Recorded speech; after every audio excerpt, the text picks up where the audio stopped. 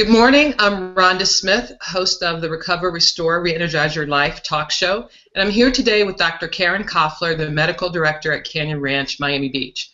Dr. Koffler was one of the first few fellows of Dr. Andrew Weil, who is the godfather of integrative medicine, and she's now the medical director doing her job at keeping people healthy at Canyon Ranch. So welcome, Dr. Koffler. Thank you. Great to be able to communicate with you like this. I'm happy that you were able to make it happen. And so today we're going to talk about what's driving or maybe not driving your sex drive. So it's a very interesting topic, and I'm anxious to hear what you have to say about it, and I'm sure the audience is as well. So can you tell us, just right off the bat, what is it that really drives a woman's sex drive? Yeah, boy, we are complicated. You know, women are really, really complicated. It's this remarkable amalgam of hormones, of mood, of stress, of whether or not our partner took out the garbage, are there the correct constellations, is the tide high and low, pheromones, the list goes on and on and on, as well as, you know, how do we feel about ourselves physically? Are we in pain? And that includes emotional pain. And so it's an enormous range of possibilities when we're trying to unravel what's contributing to a lack of libido or a strong libido in a woman. It's not a direct answer, in other words. Men, I find, are far easier to address in this domain than women. Why is that? You know, I think I think it comes down to some very basic things. I think a woman really needs to be quite healthy on multiple fronts, emotionally, spiritually, physically, in order for her to be able to propagate the species. I don't think the same is necessarily true for men. And so the way that manifests in modern day is if we're exhausted because we are physically unwell, because we're not getting enough sleep, because we have too much on our plate, because we have unresolved conflict, whatever it is, all of that feeds into a woman's well-being.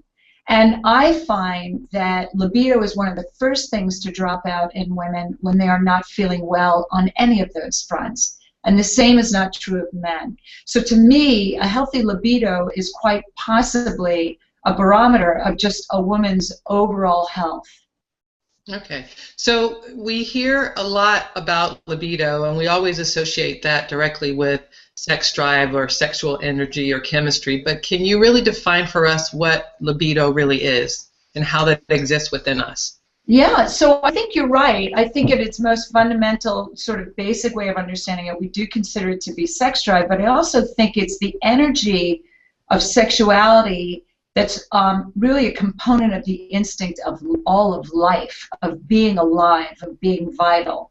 So when I think of libido, I also think about how alive is a woman in her life, how able is she to receive pleasure, how much passion can she experience, what's her level of spontaneity and joyfulness. So within sex is a way of manifesting that, but there are other ways that we manifest really a desire for life. So it's not just, for me, sex drive alone. Okay, so it has a lot to do, I guess, in a way with our vitality. Is that it? Okay. Exactly.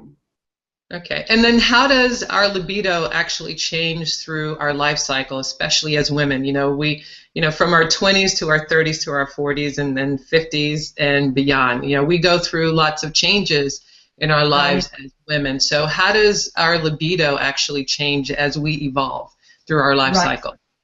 Great question, and you said it, you know, the fact that we change mandates that our libido, which is obviously dependent on so many other variables in our life, and because those variables are changing, clearly our libido will change. So, you know, when we're younger and we're less encumbered typically, and our hormones are often at their peak, our sexuality may manifest in a certain way, and it might be much more outgoing. As we age and our responsibilities begin to accumulate and our concerns broaden to not just ourselves, but may include others, our libido may shift. And then furthermore, our hormones are undergoing very significant change, most notably when we then go through menopause, either induced through medical reasons or just naturally through time. There is almost inevitably an impact on a woman's libido during that time. So I think it's important for women to appreciate the fact that change is absolutely appropriate in their libido. I don't hardly ever see a woman in her 40s manifesting the same level of interest in just engaging in sex as I do in women in their 20s. It happens, but it's not common. And I think it's important for women to realize that so that you don't feel that they're an outlier. Having said that, I do think there's a way in which we can see that and interpret it as to ask the question, am I engaging really in life? So using it as a way of measuring our level of enjoyment in life, as opposed to this is broken and I've got to fix it. Okay, and so you talked about the distinction between the energy basically a woman has in her 20s versus a woman in her 40s and beyond that. But can you talk about really, is that related to the stress because of where we are in our lives and how much of life we have lived in our 20s versus our 40s, and the chemistry or our body chemistry and how our hormones may change? Can you address that? Yeah, and the two are intertwined. So, you know, the stress that we begin to accumulate as we age, which I think is an inevitable part of aging, has a direct impact on our hormones, and our experience as our hormone levels change. That has an impact on how we're experiencing life. So the two very much go hand in hand. So, you know, in our 20s, typically our testosterone levels are quite high, and we know that testosterone drives libido. Another important driver is estrogen, and as we age, certainly when we are perimenopausal, and most definitely when we're postmenopausal, estrogen levels will drop. Testosterone undergoes a more gentle decline. There's not as clear a drop as we see with estrogen, but both are declining as we age. And so naturally, those two hormones which feed into our desire, our sex appeal, begins to change. Now, there is a way in which we can preserve that. Certainly, we know that we can maintain higher levels of testosterone through a good night's sleep, where we're achieving deep stages of sleep. It's when the majority of our testosterone is being made. We know that exercise promotes high, rich levels of testosterone, and all hormones are balanced by both deep sleep and exercising. So it stands to benefit, those lifestyle strategies stand to benefit all hormones across the board. And they modulate the effects of cortisol, our stress hormone. So basically what you're saying is, just like, I won't say that our lack of sexual desire or how life has impacted that is a disease, but it sounds like just very similar to chronic diseases, it all goes down to lifestyle, physical activity, and maybe even nutrition and what we're eating. Is that the case as well? Absolutely, no question. No question. So for instance, if we're eating inflammatory foods that provoke inflammation, we're going to have a higher cortisol. By a complicated series of how cortisol interacts with the body and the brain, that's going to dampen our desire or our libido. So lifestyle changes are very fundamental, and that includes diet without a doubt. Okay, and so I know what cortisol is, and maybe for some of the people who are listening who don't know exactly what cortisol means or what your cortisol levels do in terms of your influencing your stress level or how that plays into kind of how you're living your life on a daily basis. Can you define what that is and how it impacts our health and wellness, maybe even our immune system? Sure. So cortisol has multiple effects on the body, released by the adrenal glands during times of stress, also released naturally every day early in the morning. It's what gets us up and going in the morning, and then it tapers off as the day goes on. That's the normal release of cortisol. Higher in the early morning hours, drops as the day goes on. For those of us living with chronic stress, cortisol levels are going to remain high. And cortisol's job is multifold. It operates at many, many levels in the body, but it will clearly shunt production of hormones more towards maintaining high levels of cortisol, which is also a steroid hormone, just like estrogen and testosterone are.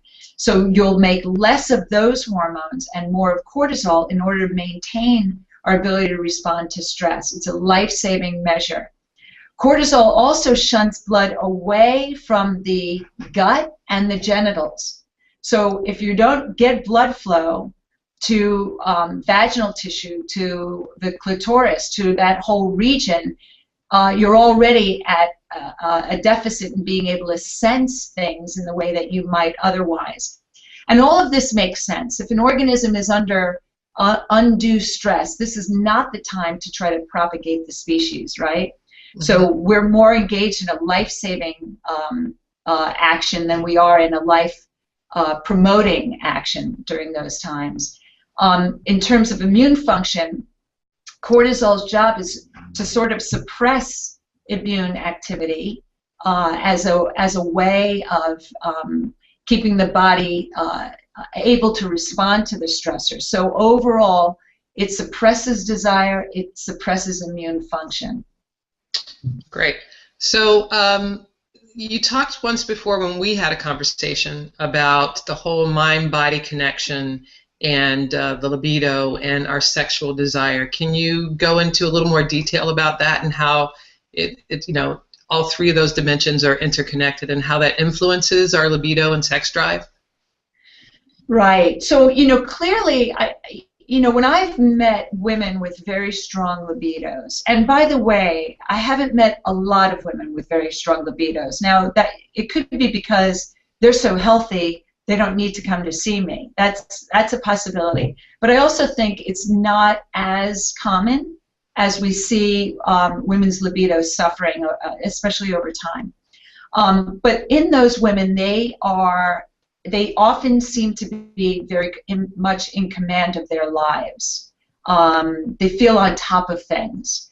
They're doers, and they are not apt to feel overwhelmed.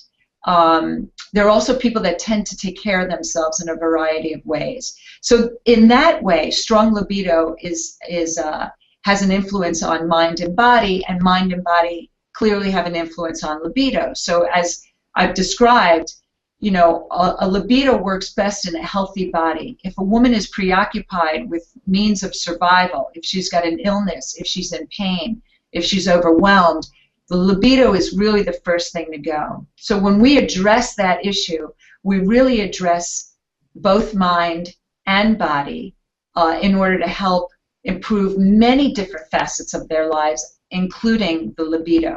So everything is intertwined with everything else, and jumping in at any one of those points can actually help us at multiple levels. A woman who is more engaged in herself sensually and sexually will have an elevated mood, is less apt to feel depressed and anxious, is more apt to take care of herself physically because it's a very vitalizing energy. So you can see, really jumping in at multiple points, you can fix all three dimensions, or let's say you can address all three dimensions. Okay. So you mentioned, if a woman is not healthy, how that can impact her overall vitality, obviously, and then libido and sex drive. But for, say, someone like me who's gone through cancer treatment, there's also an effect that treatment and other health issues can have on the libido. Can you talk specifically, let's say, in the context of cancer treatment and how that may impact a woman's vitality and her libido? Right. And so, it can be an exhaustive process going through cancer treatments. And so As I said before, libido is an early barometer of a person's overall vitality. When that's sapped due to things like chemotherapy and so forth, it's understandable that the libido would diminish. Also, the impact on hormone levels will play a role in that. And in fact, you know, today we're nervous about replacing a woman's estrogen who's been through breast cancer treatments.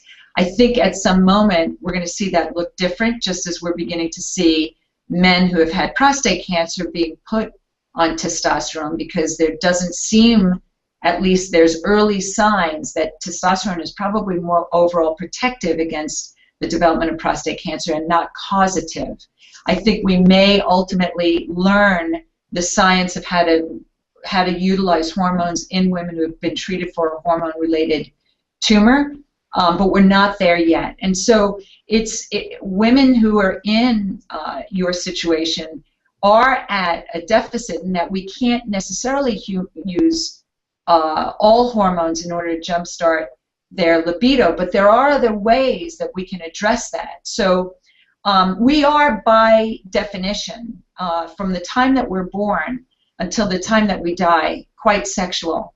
And there are ways of inciting that, better word probably, sensuality, so that it becomes more tantamount in a woman's mind. I think women often have to work at it a little bit more than men. I think that's been underappreciated until more recently. We're seeing things like the rise of erotica directed towards women as opposed to what it's been traditionally towards men. I think it's been more and more, we see that it's okay that women experience their own unique sexual vitality, much more so than it was in other times. And so when we work with women, we try to figure out ways in which we can inspire a more sensual experience. And it has a lot to do with mindfulness, paying attention to how they feel, registering their senses quite a bit more on multiple different levels, and then helping them when we can, using things like hormones to inspire that as well.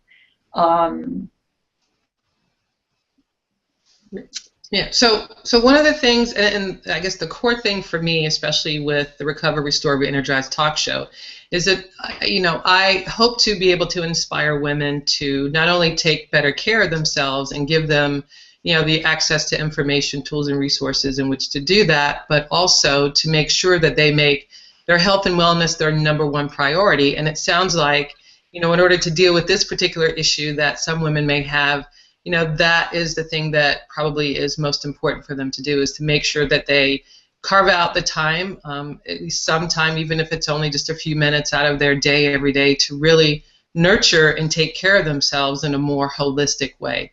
And if there's some other things that you can do to add to that list, that would be great. So what are your thoughts about that?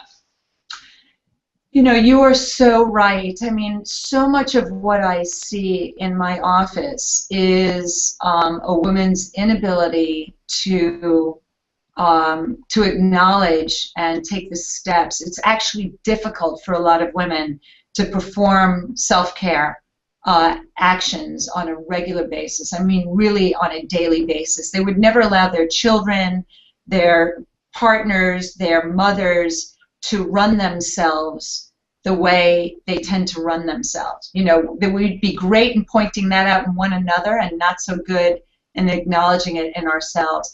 But it really is important, and libido is part of that, because as we talked about from the beginning, libido is really a lot about passion for life. And when you're running on empty, there's no room for passion for life. But really, that's what brings us the joie de vivre. So it means, as you described, Rhonda, every day taking out time for yourself to experience yourself, however that is. If it's a massage and someone is alleviating your physical distress, that's great. If it's meditation and you're getting a chance to feel yourself breathe and hear the sounds around you, that's great. If it's a fabulous cup of coffee with a girlfriend and really listening to one another and really sharing, that's great. And the good news for us is it can manifest in so many ways, but we are absolutely justified in needing that in order for us to be really truly engaged in our lives. I think it makes us much more present, much more effective, much more enjoyable when we engage in some very simple tasks. Right. And so you talked earlier, too, about the difference in terms of male sexual energy versus female. But is it truly just based on the fact that men have more testosterone than women, or is there some other underlying factor that contributes to that difference? Well, I can't say that I know all the reasons, but I do think that their higher testosterone levels play a role. I also think that men are superior at categorizing their lives. So, you know, in women that I care for that have kids, for instance, just as an example, it's very difficult for them to necessarily drop their roles as a mother in order to be sexually present with their husband or partner, especially if their kids are milling about. I certainly know what that's like. But I find that women have a much harder time leaving their multiple roles behind in order to move squarely into their role as a sexual being. And I think that men do that much better. This is something that we can learn from them. So I don't know that testosterone is driving that, but I do think their ability to leave the office behind, leave other responsibilities behind, and just move into a more sexual experience is not challenging for most men. They are not making lists while they're engaging with their partner sexually. Right. So we know that women are much greater multitaskers than men tend to be. And definitely we're much more emotional creatures than men tend to be. Not to stereotype anyone, but just I think we're wired a lot differently than the average guy, so to speak. Right. Absolutely. Yeah. And so going back to kind of what you described as little things that women can do, obviously one of the things they can do is come to Canyon Ranch and take advantage of the services there and also benefit from your knowledge and wisdom. But what tips would you offer to women, in addition to what you've mentioned already, to really help get reinvigorated and deal with a low libido or a low sex drive? I think starting every day with yourself and not your computer and not the news and not any of the other outrageously assaultive things that we're exposing ourselves to, but starting your day peacefully, centered, present with yourself is the first and most important step. And most of us, or many of us, are waking up and we're at it. The race is on. And once the race starts, it's very difficult to reclaim yourself in it. So, you know, for you to really engage in life, you've got to start with yourself. There really is no higher priority, I don't think. And if it means getting up a little bit earlier, which is what I have found, then that's what you do. Because when you begin your day with a focus on you and what you need in order to stay grounded, in order to stay present, whether that's prayer, whether it's communing with nature, whether it's reading a self-help book or meditating or doing a quiet yoga, when you can start there, you can remember what's of value to you. You can connect with your essence, for lack of a better word. It really is what we're doing. And then your life grows out of there. That to me is the proper order of things. Not that you begin by responding to the demands of your work life via emails, through the craziness of the world that we live in, via the news. All of that takes you out of yourself. Yeah. And once you're out of yourself, it's harder to climb back in.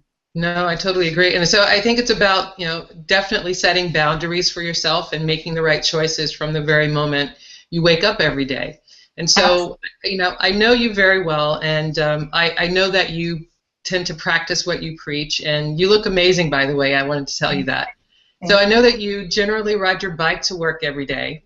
And you're a working mom with a very demanding job, taking care of other people, but you also have 2 kids that you take care of, right? Yes. And a husband, right? Yes. And so I would assume that all the things that you talked about, or managing your time from the moment you wake up in the morning, is basically how you conduct your life every day, or at least aspire to. You know, I do, and it took me quite a while to get here because, like most of us, you know, I've got a cell phone that is shooting me many messages, and I've got more than one email account, and you know, and I'm writing, and I'm preparing talks, and all of that, frankly, is seductive, and it's often work for me to walk past the computer to go into the room where I meditate. So I appreciate the challenge of it, and it remains a commitment. And there are some days that it looks ideal, and there are some days that it doesn't, but the next day is a new day, and I go right back at it. And I think that's important to remember. It doesn't have to be done with perfection, and that's important for women to know, as long as the commitment remains and we go back to what we care about. No, that's great. So you're definitely a role model, and you know, I always enjoy working with you. And so can you talk a little bit about the programs at Canyon Ranch, some that relate to what we've been talking about today, and some that relate to really more of a holistic or integrative approach to taking care of oneself? And so there may be people who don't quite understand the notion of integrative care. So if you could, when you answer that question, also talk about kind of the philosophy behind Canyon Ranch and the work that you do there. Sure.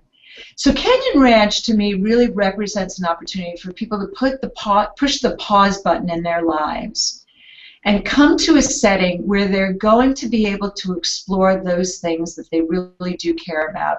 And really, everyone cares about their health. That is fundamental to us all. You know, to one extent or another, everybody wants to feel as good as they can possibly feel. I'm blessed with working with an incredible team of folks. We have exercise physiologists, nutritionists, psychologists, Chinese medicine practitioners, healing energy, physical therapists, and a shaman.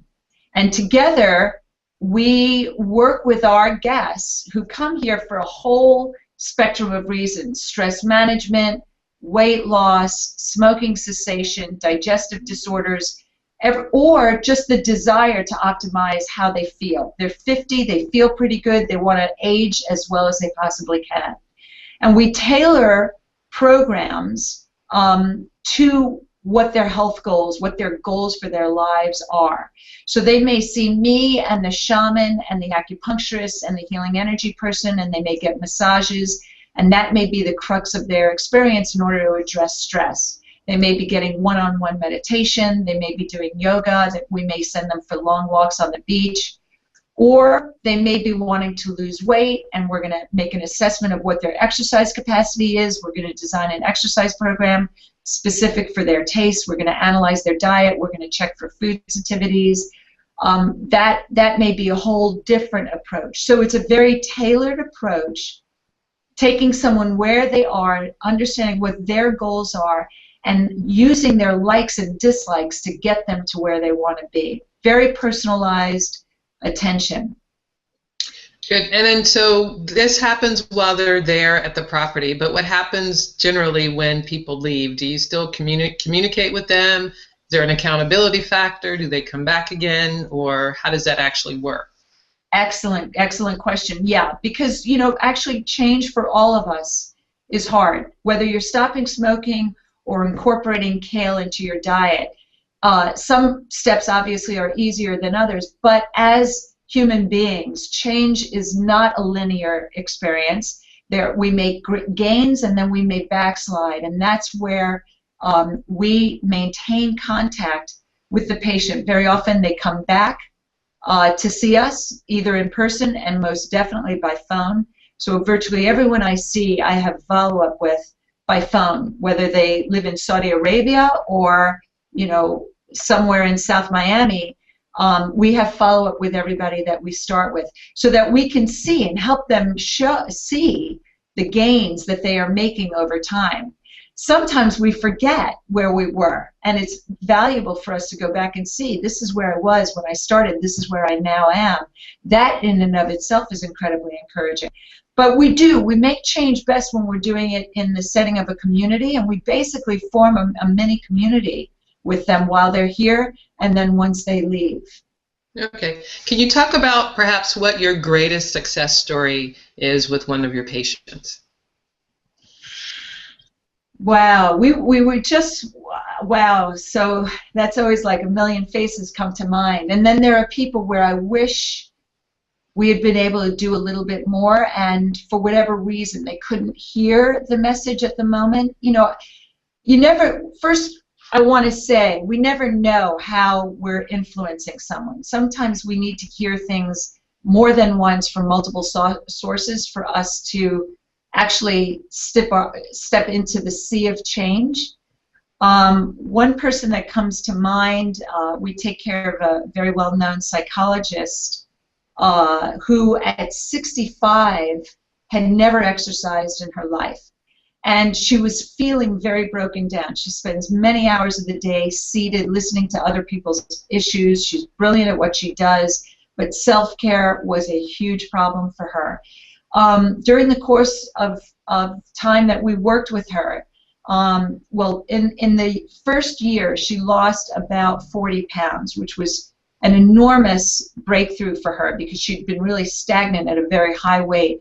And she did that by tweaking her diet over time, and she learned that she could invite a trainer into her office, and she took a break every day at 1 o'clock, and this trainer worked with her until the point where she could actually do it on her own, which was huge. She had gone 65 years never exercising, and she managed to incorporate exercise into her life, which, if you're sitting for your profession, you can't get through without breaking and creating some physical activity in the course of your day. So that was a really remarkable, she began to see herself as an exerciser at 65 years old, which was quite amazing. And she ultimately, over the course of 2 years, achieved all of her health goals. She was pre-diabetic when we met her. She reversed that. She had high cholesterol and hypertension.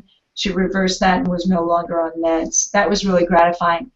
Recently, we saw a couple who, one of the husband had an affair, and the relationship exploded. The wife hadn't been taking care of herself. There were multiple issues between them. They were using alcohol as a way to inebriate what the real issues were between them.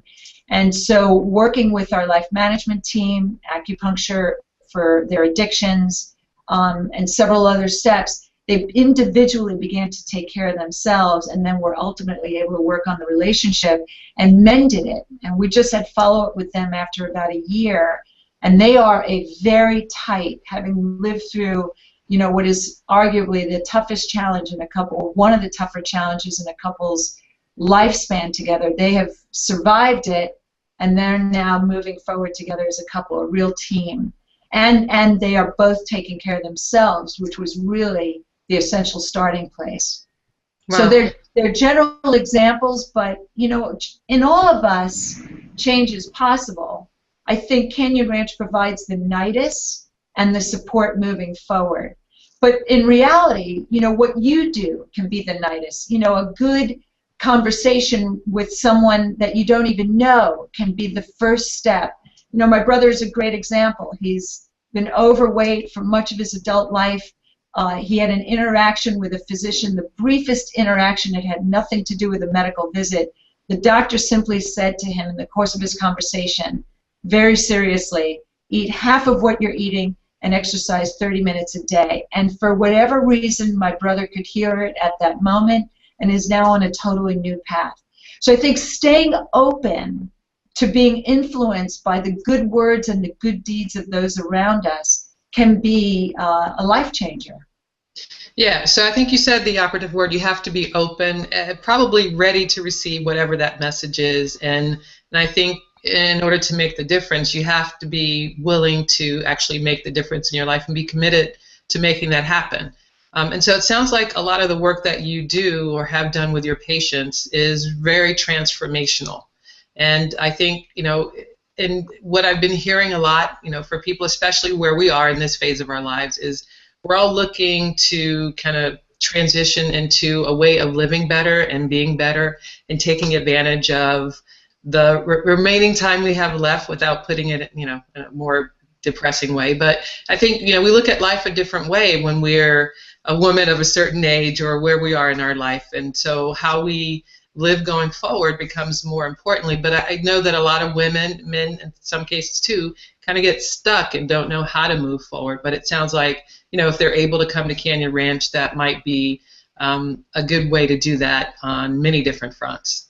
Right. And like you, I think what you and I share, the synergy of the work that we do and others do is we really hope to inspire people to that place inside them that I believe we all know exists in us.